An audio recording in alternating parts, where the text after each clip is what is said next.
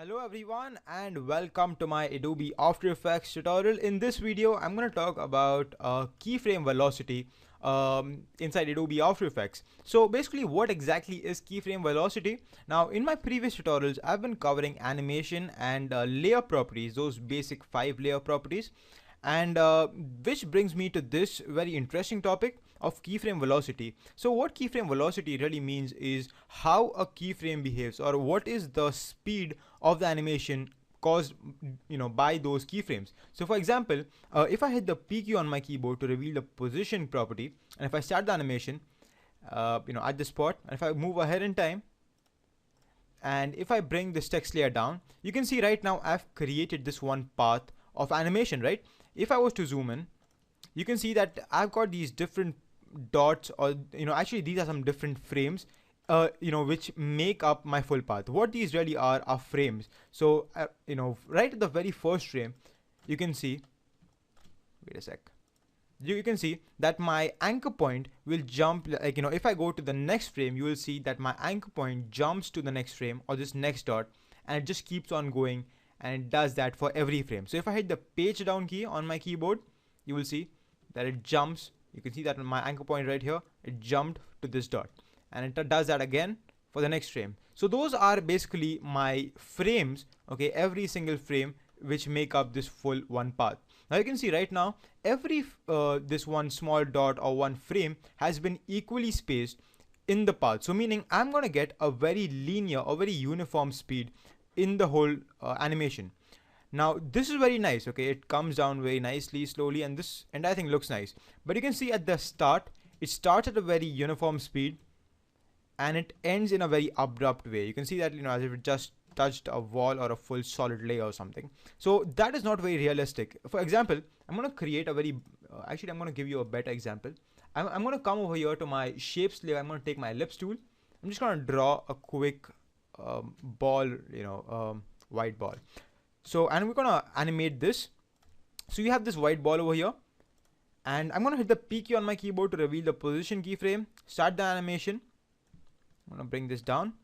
And now if you move ahead in time, and we just take this up, you can see that we are creating that same kind of keyframing again, right?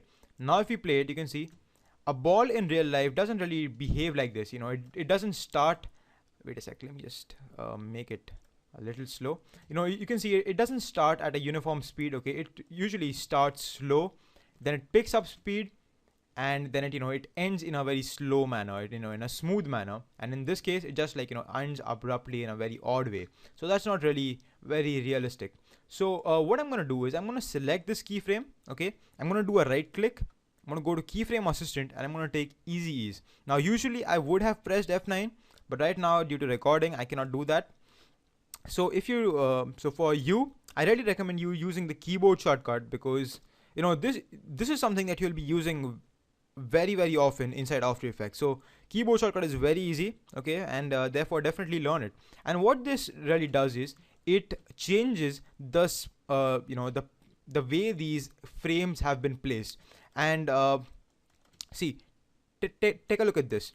Right now you can see all these different frames have been equally spaced in the path, right? If I was to select this keyframe, the starting keyframe, do a right click and take easy ease, you can really see at the very start we get a cluster of keyframes, and then as you move ahead in time, you can see we get slow keyframes, or keyframes which have a little space between them. So they are further away, and right at the start we have a lot of them which are very close to each other, meaning we are gonna get very fast, or actually a very slow animation. So the closer these frames are, the slower the animation goes, okay? And further away these frames are, that means more slowly, or actually more fast, the animation goes. So now let's just preview this. You can see that the ball starts at a very slow speed, and then it picks up speed, and it ends in a very abrupt way once again. So I'm going to select this keyframe and do a right click, keyframe assistant, easy ease. And now if I preview this, it starts in a very slow way, smooth way, picks up speed, and then it comes and it ends in a very smooth way. So this is really good when you are doing title animation, okay, when you are really making some flyby titles, because flybys cannot have that abrupt stop in their animation, because that will really just spoil the full effect. Okay. And friends, there are some more animation options over here: keyframe assistant, easy ease in and easy ease out. But this is something that you really don't need to know right now. As if for a beginner, easy ease keyframe is all you need to know, because this is little bit into the advanced part when we get into auto bezier keyframes and all of that. So I will discuss all at least these two options in the later tutorials, but for now you just need to work with easy ease keyframes, okay, and your life will be good. So thank you for watching this tutorial. Please subscribe to my channel, like this video on YouTube, and thank you for watching, friends. I will see you all next time. Take care.